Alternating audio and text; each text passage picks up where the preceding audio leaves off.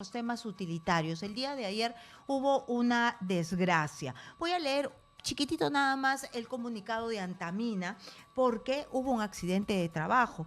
En este momento difícil para quienes somos parte de la compañía minera Antamina, lamentamos informar que a causa de un accidente falleció el señor Edwin Colque Calizaya, nuestro gerente senior de operaciones, y quedó otro compañero herido de la misma área.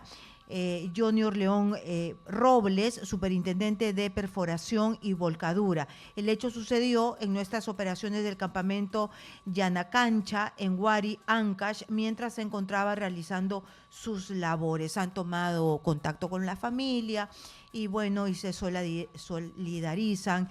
Y más información casi no ha habido porque como es una empresa formal, entonces nos imaginamos que todo en el ámbito legal está en orden. Nosotros vamos a hablar de eso, vamos a hablar de los accidentes de trabajo, qué seguros se activan, qué es lo que usted puede hacer, qué es lo que pasa cuando su empresa no hace lo que corresponde, porque algunas veces hay algunas empresas que se dan media vuelta y te dejan tirado y eso no corresponde. Así que vamos a abrir los números telefónicos. Si usted ha tenido, tiene, está postrado, tiene un accidente de trabajo, tiene alguna consulta, vamos a estar. Nosotros le doy la bienvenida rápidamente a Tino Vargas, él es abogado laboralista. Bienvenido, doctor Vargas, a Exitosa. Gracias, Karina. Muchas gracias por estar acá. Todos. Buenas noches. Voy a dar los números de teléfonos y los números de teléfonos que tenemos habilitados son el 251-9422, el 741-0955 y el 940-800-800. Ustedes ya saben que el 940-800-800 es un número de WhatsApp. Nos pueden escribir ahí sus comentarios, pero como siempre nos pueden llamar y preguntarle directamente al doctor Vargas sobre la situación que les acontece. Solamente una recomendación para podernos comunicar mejor, siempre bajen la luz de sus aparatos, televisor, radio, porque ni ustedes se van a escuchar bien, porque van a escuchar un ruido muy alto, como un eco de su propia voz. Así que vamos a empezar con esta entrevista a raíz de este fatal accidente. ¿Qué es lo que debemos saber? Estoy en el trabajo. ¿Todos los trabajadores tienen los mismos derechos frente a un accidente de trabajo o porque si es informal no tienen ningún derecho? No, en realidad todos los trabajadores tienen los mismos derechos. Lamentablemente la informalidad lo que hacen los empleadores es evadir. Tan igual como evaden la responsabilidad de pagar las gratificaciones, las CTS, entre otros, evaden también la responsabilidad propia de un accidente. ¿Qué debe hacer todo trabajador que sienta que su empleador está evadiendo? Ir a presentar una denuncia ante la SUNAFIL. Tan igual como para reclamar mis vacaciones y mis gratificaciones, de la misma manera para que el empleador asuma las responsabilidades que amerita con ocasión de un accidente. Entonces, empecemos por lo básico. ¿Cuándo se considera un accidente de trabajo? Es todo evento imprevisto que ocurra con ocasión al trabajo, es decir, o durante la prestación de labores. Digamos, si yo estoy prestando una labor efectiva y me caigo o me cae, digamos, toda la instalación, digamos, de aquí del canal. Acá me cae el techo encima, estoy trabajando. Ese es un accidente de trabajo. Eso es un accidente de Pero trabajo. también es un accidente de trabajo que te llegues a tropezar. La gran diferencia entre ambos hechos es que el primero no fue un acto que dependió de ti, fue un acto del entorno, pero igual que generó secuelas. En el segundo, el tropiezo probablemente fue por un acto que no preveíste tú, no caminaste, pero aún ahí sí te causó un desenlace. Aún así, siendo tu responsabilidad, también es un accidente de trabajo. ¿Así es un accidente de trabajo? Claro, porque es con ocasión al trabajo. No te has tropezado en casa, no te has tropezado haciendo una actividad particular. Ha sido a razón de la misma prestación laboral. El solo hecho de estar dentro del entorno laboral durante la ejecución de las labores, es decir, la jornada, y cualquier ocurrencia que cause un daño, ya sea temporal o permanente, genera la obligación del empleador de velar por tu recuperación efectiva.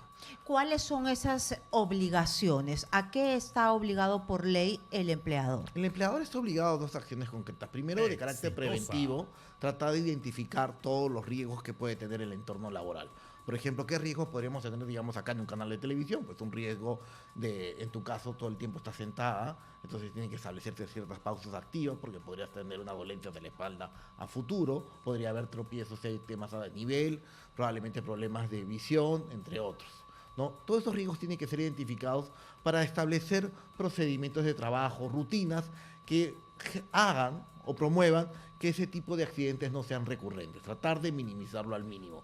Es imposible que una empresa tenga 0 accidentes, porque lamentablemente somos seres humanos y estamos inducidos al error, no somos perfectos. Pero la idea es que el empleador trate de identificar todos los riesgos y los trate de minimizar. Esta es la labor preventiva. El segundo escenario es cuando ya se da el accidente, es el deber de responsabilidad. El empleador es responsable de garantizar, de asumir todos los gastos necesarios para tu recuperación efectiva. ¿Cómo asume los gastos? Hay 2 formas. La primera, de manera preventiva, contratando un seguro. El seguro complementario de trabajo a riesgo es una herramienta para permitir que los empleadores, pagando una póliza mes a mes, cuando Dios no quiera ocurre la ocurrencia, ya no desembolsan con recursos propios los gastos que podrían ser onerosos en tratamientos médicos, operaciones. El seguro lo cubre, ¿no? Y finalmente hay otra cobertura, que es también el seguro complementario de trabajo de riesgo de una pensión. Si Dios no quiere, no te logras recuperar al 100% y tienes una incapacidad permanente. De acuerdo. Entonces, cuando tú tienes una incapacidad parcial, el empleador paga. Cuando tienes la incapacidad permanente, ¿el empleador también paga? Claro. ¿Cuáles son las diferencias? Hay 2 tipos de incapacidades, además de parcial y total. También si es temporal o permanente. De acuerdo. Porque podría ser, digamos, que tengo un pequeño 15, pero me voy a recuperar en 2 meses y voy a estar totalmente sano. ¿Y ese sueldo te lo paga tu empleador? Ahí entran 2 escenarios, ¿no? Si es un tema propio del accidente, el seguro complementario de trabajo de riesgo asume los gastos médicos y el salud asume los subsidios de salud a partir del día 21, como todo subsidio por cualquier tipo de incapacidad, ¿no? Si la secuela es temporal, no hay ninguna reparación, ningún daño, porque en verdad mi proyecto de vida, mi cuerpo no se ha visto afectado, ha sido algo muy momentáneo. Digamos que por el contrario, se genera una secuela. Ahí sí se llega a analizar, debería analizarse si hay un cierto nivel de responsabilidad o no del empleador en ese evento dañoso para al final determinar la cuantía de la reparación. Actualmente el Poder Judicial considera que cualquier tipo de accidente, sea de responsabilidad directa o no del empleador, debe haber un nivel de reparación por parte del empleador, ¿no? Nivel de reparación aparte de la pensión que sea claro, temporal o de por vida. Claro, porque lo que es la pensión solo cubre el sueldo dejado de ganar y es denominado técnicamente lucro cesante. Pero también hay una reparación, una afectación psicológica. Digamos, si pierdo un brazo o pierdo una pierna, emocionalmente no voy a estar en manera idónea para afrontar el mercado y tampoco mi desenvolvimiento laboral va a ser el mejor. Entonces, esa reparación por la afectación que estoy sufriendo actualmente debe ser asumido por el empleador. La cuantía, no hay un tarifario en el Perú. Claro. Entonces, eso depende del juez. Lo determina el juez dependiendo si la responsabilidad es solo atribuible al trabajador porque cometió un acto subestándar, que significa un exceso de confianza, hizo algo que no debió hacer bajo una metodología de trabajo que no fue la que dispuso el empleador, o una condición subestándar que en realidad el empleador no identificó los riesgos o no compró los equipos de protección personal adecuados y por culpa de esa omisión se causó el accidente. Hay una pregunta por el WhatsApp, dice, una profesora dictando clases tuvo un ACV, ¿qué procede? ¿Podrían despedirla o cesarla? ¿ACV qué significa? Ay, sí, creo que es más un término médico, me parece. Sí, yo tampoco lo conozco. ACV, chica, no sé, tuvo un ACV, si podrían ser un poco más específicos, accidente cerebrovascular. Ahí ya me imaginaba. Ahí no, el escenario no es propiamente un accidente de trabajo porque la causa origen del evento no es con ocasión al trabajo, sino es una enfermedad común, ¿no? Digamos, si a mí me da un ataque diabético en estos momentos, porque antes de entrar a la sala me tomé una gaseosa, no está asociado al trabajo, es porque mi biotipo es así. En el caso de la ACV, en este caso sería una enfermedad común.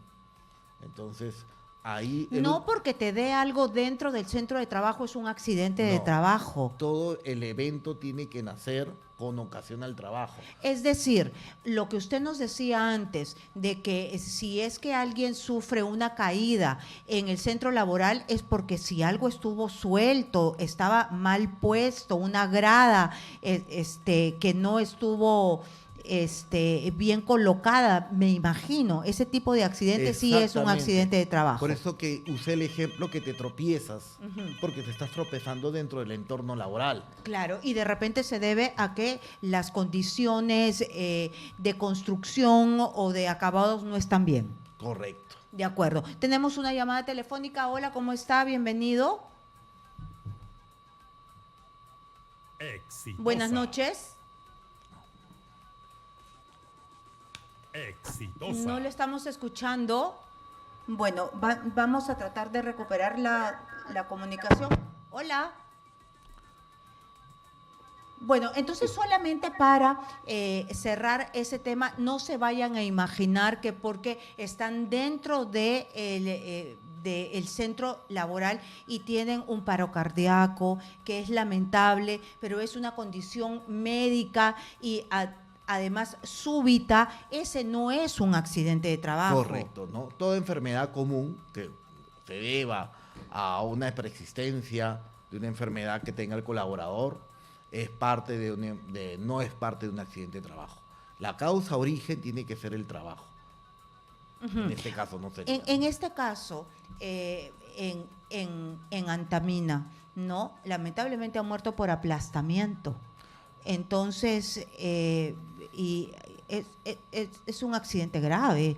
Entonces, allí las medidas de seguridad han sido superadas, por decirlo de alguna manera. Lo relevante del comunicado que acabas de leer es que la propia empresa reconoce prestando labores.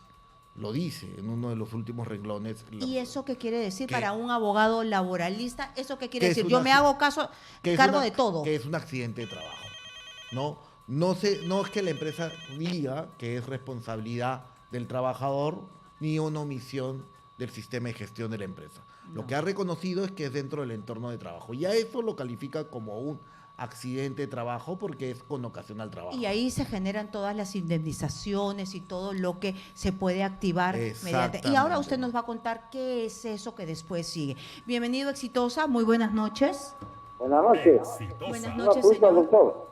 Adelante. Mira, doctor, ¿qué pasaría cuando uno traje una oficina y, o sea, mucho están en la computadora, o sea, no porque cómo se protege uno con el rojo y el rojo, que daña a la vista, a la rutina del ojo, y sobre el asiento del sillón donde usa, ese sillón tiene que ser adecuado para cualquier grado de inclinación, tiene que tener en una postura recta, un ángulo de 30 grados, y sobre la escalera los pisos tienen que estar, que no sea resbaloso, el ascensor tiene que estar en óptimas condiciones. ¿Qué pasaría si el ascensor del edificio no traje está malogrado? Y justo hay un apagón eléctrico, aquí se responsabiliza.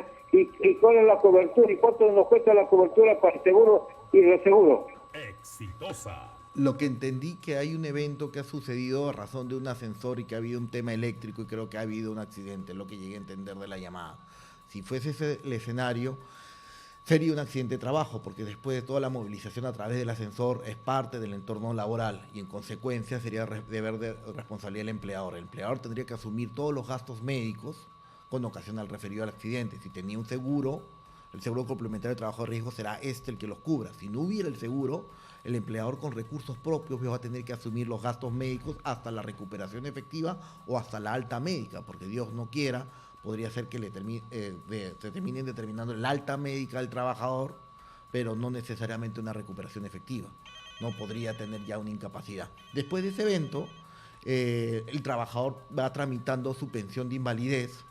En paralelo podría cobrar el seguro de vida ley a razón de la incapacidad que está teniendo, que podría ser a razón del accidente hasta 32 remuneraciones, que es un seguro obligatorio que todo empleador tiene que pagar al inicio de la relación laboral, y tramitar su pensión por incapacidad para el trabajo, ya sea en la AFP o en la ONP. Y en paralelo, si como dice la llamada, por el tema eléctrico, todos estos errores han sido atribuibles a una pésima gestión del empleador, podría recurrir al Poder Judicial a solicitar una reparación por el daño moral ocasionado, ¿no? Bienvenido, Exitosa. Muy buenas noches. ¿Cuál es su consulta, por favor? Muy buenas noches. Exitosa. Buenas noches. Buenas Buenas Adelante. noches. La primera, cuando una persona con todos sus implementos sufre un accidente o se muere, inmediatamente la empresa hace que no usó adecuadamente sus implementos de seguridad y que el trabajador tuvo la culpa, cuando eso era falso. Eso por un lado. Por otro lado, respecto al ACV, al accidente cerebrovascular, creo que ese caso tiene que estudiarse mucho. ¿Por qué razón? En el caso específico de un familiar mío, al que fue sometido a trabajo excesivamente estresante, no tenía ni siquiera posibilidad de alimentarse ni dormir porque tenía que cumplir con el trabajo que le habían impuesto. Él tenía dolores de cabeza, pero jamás le permitieron hacer un chequeo de su estado. Al final terminó muriendo, precisamente por un ACV. Y De ese acuerdo. caso, ¿cómo queda? Muchas gracias. Exitosa. ¿Eso puede ser? Sí, el ejemplo del señor es perfecto porque el otro ámbito de todo sistema de gestión de seguridad y salud de trabajo es prevenir no solo los accidentes, sino las enfermedades ocupacionales. Lo que está diciendo el señor, que esta enfermedad del ACV o este cuadro, está poniendo como ejemplo, podría haberse originado por un ambiente de trabajo hostil que ha gatillado esta enfermedad. ¿Cómo se determina esto? ¿Qué obligación tienen las empresas? Es realizar una evaluación médico-ocupacional. Cada 2 años para empresas que no son de alto riesgo y las empresas que realizan actividades de riesgo de manera anual. Inclusive, al momento de la contratación, hay que realizar una evaluación médico-ocupacional de los postulantes para determinar que el personal esté apto o no. Digamos que yo quiero postular a una empresa de chocolates como catador. Qué rico. Qué linda profesión. Qué lindo. Pero soy diabético. No, pues pero ya se puso fea la cosa. Pero lo desconozco. Entonces Bueno, la evaluación claro, médico-ocupacional es necesario. evalúa en función a los riesgos de la posición. En este ejemplo casi cómico, los riesgos son pues el problema de una diabetes. Pero ahora sí hace sentido el tema de que la exposición al estrés en estas épocas donde el estrés es motivo de muerte, entonces en un trabajo donde no te dejan, como dice el señor, ni comer, le dolía la cabeza, el hombre estaba a punto de explotar y explotó su organismo y murió. Entonces sí podría hacerse una investigación para saber si el motivo porque una cosa es un accidente que le puede pasar a cualquiera y que sufra un derrame cerebral, y otra cosa es que haya sufrido en las aulas de una universidad, porque también estamos en una universidad, ¿no? Entonces ver si aquí ha sido un trabajo estresante, ¿no? En una universidad. Ya de por sí, trabajar más de 8 horas de manera prolongada y constante ya es un riesgo ocupacional. El riesgo es la fatiga. Si yo establezco turnos de trabajo de más de 12 horas de manera constante y repetitiva, el riesgo de la fatiga es inevitable.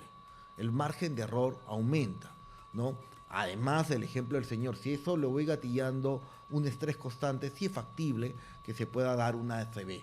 ¿Quién determina este origen, esta causa? Los médicos ocupacionales. Ellos determinan en virtud al informe médico si podría tener una causa origen, el entorno laboral con ocasión al cuadro médico. Otra cosa que nos dijo el señor es que las empresas suelen echarle la culpa a los trabajadores, y en un entorno informal quizá hay algunas empresas que suelen hacer eso, ¿no? Para lavarse las manos y no pagar lo que corresponde. ¿Cómo se hace para que no suceda eso cuando en realidad ha sido por omisión de la empresa? No es tan fácil, porque toda empresa dentro de su sistema de gestión en seguridad y salud del trabajo primero tiene que identificar los riesgos. Es la matriz IPERSES, un cuadro Excel que todas las empresas tienen donde se identifican los distintos riesgos en cada área o posición o espacio del trabajo. No son los mismos riesgos los que tú tienes que los que tienen quizás el personal de logística del mismo canal, ¿no? Yendo a la minería, No es lo mismo el riesgo que tiene el personal de explosivos con el personal del área industrial de la minería, que es la fundición.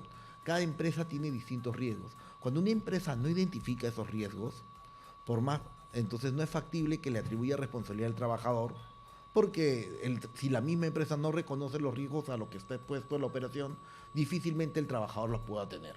La segunda son las capacitaciones. Yo no puedo indicar que un trabajador no hace las cosas bien si no lo capacito. Por ejemplo, en el sector minero hay una plantilla o un número de capacitaciones con un temario en específico que se debe hacer de manera recurrente. Inclusive hay charlas de capacitación a los 5 minutos antes de iniciar las labores, de manera obligatoria. Y hay una identificación de los riesgos antes de iniciar la labor. Entonces no es tan fácil para las empresas simplemente atribuirle una responsabilidad al trabajador si se determina. Y finalmente, cuando se hacen este tipo de investigaciones, porque las investigaciones del accidente son de distintas metodologías de causa raíz, causa origen, siempre se descubre a qué se debió el accidente, ¿no? Porque yo puedo decir, no, es que el trabajador hizo mal. ¿Y por qué lo hizo mal? Porque no... ¿Y tuvo las capacitaciones? Es Sí, que o no. hay esta sensación de impunidad quizás porque la mayoría de empresas son informales y el Poder Judicial se demora mucho en dar las sentencias. Es que el problema es que ya el tema de la impunidad no es solo de los entornos de accidente de trabajo, es una impunidad, digamos, generalizada en el país de la última década. Acá hay otra consulta. Buenas noches, ¿qué pasa si me sucede un accidente fatal en el campamento minero? ¿Los seguros es igual que me sucediera en la misma mina? Sí, claro. Mira, bueno, he hecho mi tarea, he traído el reglamento de la Ley de Seguridad y Salud en el Trabajo, establece minería, unos supuestos muy particulares, por el cual se debe entender que hay un accidente de trabajo, ¿no? Ocurre el accidente de trabajo cuando el mismo sobrevenga al trabajador a las horas de trabajo o la conclusión de la tarea, lo cual es obvio. Pero también cuando se dan interrupciones de las labores por corte de energía, horas de refrigerio, capacitación, con excepción de huelgas y paros. El que sobrevenga las carreteras del titular de la actividad minera, porque las minas son algunas tan grandes que tienen sus propias carreteras o caminos, ¿no?, construidas para realizar trabajos propios de la operación minera, el que sobrevenga la realización de trabajos de construcción civil, mantenimiento, reparación de maquinaria, de equipo liviano, pesado y otras cuyas ejecuciones tienen los trabajos mineros y afines. Como podemos ver, no solo es realizar la labor, todo accidente que se dé dentro del entorno de trabajo y en el campamento minero también es. Y para empresas que no son dentro de la actividad minera, cuando el empleador decide asumir el traslado del personal de su casa al centro de labores con vehículos propios o alquilados, también es un accidente de trabajo, aun cuando no hay una labor efectiva, porque solo me han ido a recoger de mi casa. Acá hay varias personas que trabajan en las minas que están interesadas en esta charla. Nos dicen buenas noches. ¿Qué pasa en el caso del COVID? ¿Quedas con secuelas, incapacidad permanente, parcial? Empresa no me dio implementación de bioseguridad en la mina. En el tema del COVID no hay nada dicho al día de hoy, un pronunciamiento establecido que establezca una causa-efecto de la enfermedad del COVID, salvo el tema médico. Hubo una modificación en las normas de seguridad y salud de trabajo donde expresamente se establecía que el COVID para el personal médico sí era una enfermedad ocupacional. Para el resto era el tratamiento de una enfermedad común. Hay otra, buenas noches, yo soy chofer de volquete y me caí de la cabina del volquete y bueno, solo me dieron 2 días de descanso y nada más. Si la secuela de caerse solo ameritaba 2 días de descanso por el médico tratante y después esto validado por el salud, no cabría más. No todo accidente necesariamente genera grandes reparaciones o grandes periodos de descanso, ¿no? Yo podría, digamos, por sacar las hojas, el sacar rapas, hacerme un pequeño corte. En estricto eso es un accidente, pero no hay una incapacidad para el trabajo, no hay una paralización, entonces no genera mayores. O puede haber, digamos, un descanso médico de 1 o 2 días, será un accidente, pero no va a haber más reparaciones porque el nivel de daño o menoscabo es mínimo, ¿no? Mi esposo sufrió un accidente de trabajo en una empresa de bombas. Él es del área de mecánica. Me pasa si la empresa tiene un trato de palabra y no cumple. ¿Qué pasa? Le han quitado sus horas extras y lo están hostigando. A ver, las horas extras son voluntarias en su otorgamiento y prestación. La empresa no está obligada a dar horas extras ni el trabajador a realizarlas. Entonces, por ahí no. Pero lo que sí está obligada la empresa, y no es un tema de palabras, sino es porque está obligado, es a cumplir y garantizar la recuperación del efectivo del trabajador, ya sea con recursos propios o a través de los seguros que tiene contratado. Si no contrató seguros, tiene que ir el trabajador a denunciar ante la SUNAFIL para que el empleador se haga cargo de los gastos médicos hasta la recuperación efectiva del señor, ¿no? De acuerdo. Entonces, yo estoy escuchando que hay una llamada telefónica, pero mejor la vamos a dejar para después de la pausa. Nos vamos a una pausa. Espérenos un ratito quien esté ahí detrás de la línea telefónica. Regresamos con el doctor Tito Vargas. Tenemos todavía también gente que nos está escribiendo por el WhatsApp que tienen varias consultas sobre los accidentes de trabajo y cómo afrontar, porque parece que hay bastante desconocimiento. Regresamos rápidamente para hablar sobre accidentes en el trabajo. No se muevan. Hasta pronto. Ahora vamos a seguir hablando de los accidentes de trabajo. Tenemos una llamada en espera. Hola, ¿cómo está? Bienvenido a Exitosa. ¿Cuál es su consulta, por favor? Buenas noches. Quisiera consultar sobre si tiene algún nivel de responsabilidad la empresa en cuanto a la protección de la salud y de personas que trabajamos de noche, porque digamos yo sufro constantemente enfermedades respiratorias, me enfermo por el frío o tengo dolores musculares. ¿En qué trabaja, señor? En mi trabajo, después de que termine, digamos, terminen mis relaciones laborales con la empresa. ¿En qué trabaja? ¿En qué trabaja, señor? Yo trabajo de noche, reviso, hago rondas como seguridad, tengo que subir hasta el último piso de la empresa a revisar las instalaciones, si hace frío o si está lloviendo. O sea, yo trabajo en Puno y por eso... En Puno, ya, perfecto. Es un buen dato, trabaja en Puno. Yo me imagino que nos está diciendo que no le dan un abrigo correspondiente a Puno y que él tiene que ir hasta el último piso donde recibe lluvia y todas las inclemencias del caso, así es, del clima. Como hablamos antes de la pausa, uno de los deberes del empleador es monitorear o hacer una prevención de los riesgos posibles. En el caso del señor, los riesgos obviamente son ambientales, porque está expuesto al frío, altas temperaturas, estamos hablando de Puno. Después de identificar los riesgos, ¿cuál es la segunda labor del empleador? Comprar los equipos de protección personal para mitigar esos riesgos o hacer modificaciones en la infraestructura del centro de labores para que esos riesgos no se presenten. No siempre se puede hacer un cambio en la infraestructura, entonces se recurre a los equipos de protección personal, abrigo, chaquetas, entre otros, especializadas para el tipo de labor, las horas de realización de la labor. No es comprar cualquier casaca. Y la zona, ¿no? Tendrá mucho que ver si es que llueve mucho, si es que hace mucho calor.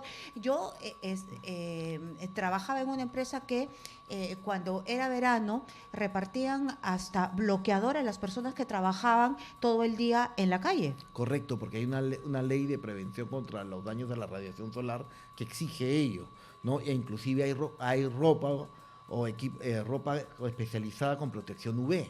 Entonces, todo ello es parte del deber de prevención del empleador. Y retomando la pregunta del señor, si no se cumplieron esas medidas de protección, comprar las chaquetas especializadas para el nivel de altura, frío que tenga el señor, y después de hacer los monitoreos, porque toda empresa tiene que hacer monitoreos de agentes físicos, químicos, biológicos y ergonómicos, no menos de una vez al año, y descubre que hay un agente de alta exposición al frío que no está siendo cubierto por la empresa o mitigado, puede dar origen pues a una reparación. De acuerdo. Hola, ¿cómo está? Bienvenido, Exitosa. Buenas noches, doctor. Buenas noches. ¿Aló? Buenas noches, señor. Doctor, yo he trabajado 28 años en Corpa. Estoy llamando de provincia. Lo escuchamos, y me ha adelante. pasado de que yo estaba en la AFP Pro Futuro y me han, mejor dicho, había un despido arbitrario y no me han dado una pensión adelantada porque yo tenía todavía 60 años y faltaba 5 años. Pero de todas maneras me han dado por pensión adelantada, pero no llega a la cantidad de que yo debía de recibir. Solamente recibo 200 soles, doctor, y no tengo posibilidades más para sobrevivir porque ya tengo 77 años. ¿Y el despido fue hace muchos años atrás o ha sido hace poco? Lo que yo Doctor. entiendo, ¿el despido que usted indica fue hace muchos años atrás o ha sido hace poco? No, hace muchos años atrás. Ok, muchas gracias, señor. 200 soles nada más recibe de la AFP y dice que ha trabajado, yo creería, toda la vida, ¿no? Yo también presumo que ello, ¿no? En cuanto al despido no hay mucho que hacer porque ha ocurrido hace muchos años atrás. El plazo para que uno pueda reclamar la naturaleza de un despido como arbitrario o no es de 30 días hábiles aproximadamente de ocurrido. ¿Tan poquito? Sí. Después de pasados los 30 días prácticamente esta inacción genera que no se pueda discutir el tema, ¿no? ¿Se cierran las posibilidades? Sí, a nivel judicial, sí. Inclusive la ley establece que son 30 días naturales, pero los jueces en su carácter protector han establecido que ni los feriados ni los sábados y domingos se deben contabilizar porque son días que no funcionan por judicial. Así que por eso estoy diciendo que son 30 días hábiles en promedio, que serían 45 días aprox naturales, ¿no? Que es el plazo que cualquier persona que sienta que ha sido desvinculada de manera ilegal reflexione y decida plantear una demanda. Es poco tiempo porque hay gente que no tiene la información a la mano como para asesorarse rápidamente y saber por qué. Hay gente que no tiene la disponibilidad de dinero, contratar abogados, etcétera. Tenemos una consulta. Señor abogado, si soy operada de meniscos y ligamentos y ya también soy operada de la columna, tengo una prótesis de titanio y tengo codromalacia grado 4, ¿tengo posibilidad de una jubilación anticipada? Por favor, ¿me puede contestar? En el trabajo estamos parados más de 10 horas diarias. Wow, el cuadro que tiene, de lo que escucho, es bastante severo, ¿no? Debería pasar por una evaluación de la AFP por una incapacidad para el trabajo, para que le den una pensión de incapacidad. Ahora, indica que está laborando, ¿no? Entonces, ahí habría que evaluar cómo es factible que trabaje si a la vez esté invocando esta incapacidad. Todo ello va a ser materia de la evaluación por parte de la que trabaja porque necesita comer. No, es verdad. Sí. No dudo, ¿no? Pero ese va a ser el cuestionamiento que probablemente la AFP, porque las pensiones de invalidez las determina o el Sistema Nacional de Pensiones, que es la ONP, o el Sistema Privado de Pensiones. Pero ¿cómo hace en ese caso, doctor? ¿Cómo ella puede contestar si la AFP le dice, pero cómo trabajas si tienes tantos males? Porque tengo que comer, pues, ¿no? Entonces, lo que tiene que analizarse es el cuadro médico y si el cuadro médico determina una posibilidad o no para el trabajo. Es indudable que una persona en silla de ruedas puede trabajar, ¿no? Pero no en el mismo nivel o el mismo impacto retributivo que sus pares, ¿no? O sea, vemos a diario personas que por la necesidad de comer están en las calles tratando de agenciarse su día a día. Ella lo que está diciendo es que si le pueden adelantar la jubilación para tener ese ingreso, la pensión. No, porque aquí lo que tiene que discutir es si accede a una pensión de incapacidad para el trabajo o no. ¿Adelanto de jubilación no va a haber? Porque el adelanto de jubilación se determina en función al cese. Si yo tengo más de 50 años y estoy cesado por un año, se da el adelanto. Pero eso obedece a una situación de falta de labores, ¿no? De acuerdo. Por eso que dije que el escenario no es factible de discutir porque está laborando. Ok.